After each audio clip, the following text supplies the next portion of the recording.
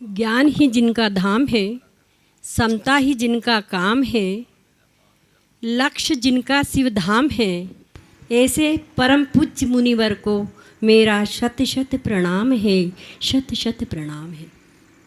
मुनिवर, दुनिया में बहुत से ऐसे लोग हैं जो शीघ्र सफलता चाहते हैं और ढेर सारी संपत्ति और सुख भी चाहते हैं।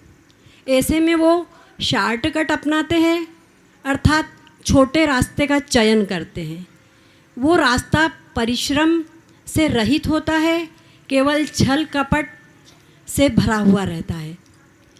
अर्थात जैसे कि जुए में व्यक्ति अपनी संपत्ति को दांव में लगाने से पहले यह नहीं सोचता कि जुआ एक ऐसा दलदल है जिसमें गिरे तो व्यक्ति उसका सर्वनाश के पहले निकलना असंभव है। जब व्यक्ति अपनी संपत्ति लगाता है जुए में, तो संपत्ति के साथ साथ अपना धर्म, अपनी मानवता और अपना उत्तरदायित्व भी जुए में भेंट कर देता है। तो ऐसी स्थिति से घिरा, मेरा प्रश्न है मुनिवर कि ऐसी स्थिति से घिरा हुआ व्यक्ति जब बहुत हताश और निराश हो जाता है तो वह आत्महत्या की ओर अग्रसित होता है।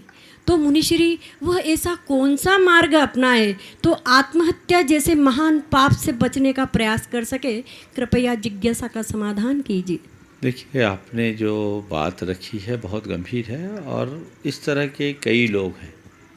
सबसे पहले तो मैं लोगों से संदेश देना चाहूँगा कि हम एक एक करके 1000 सीढ़ी चढ़ने का रास्ता चुनें, एक साथ 100 सीढ़ी चढ़ने की कोशिश कभी न करें।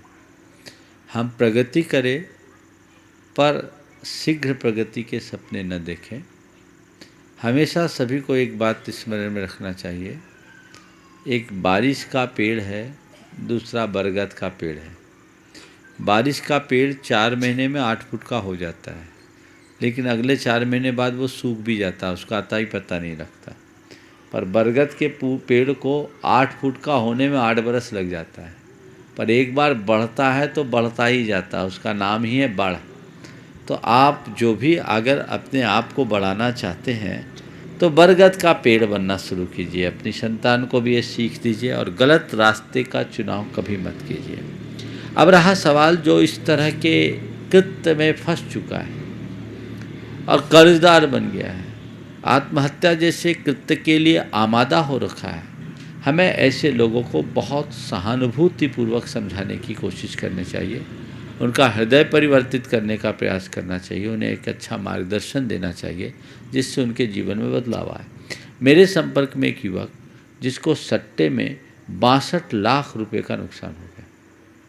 उसकी स्थिति बिल्कुल वैसी नहीं थी, सब बर्बाद कर दिया। उसकी माँ एक शिक्षिका थी, रिटायर हो चुकी थी, उनका जो भी फंड था सब सत्यानाश हो गया।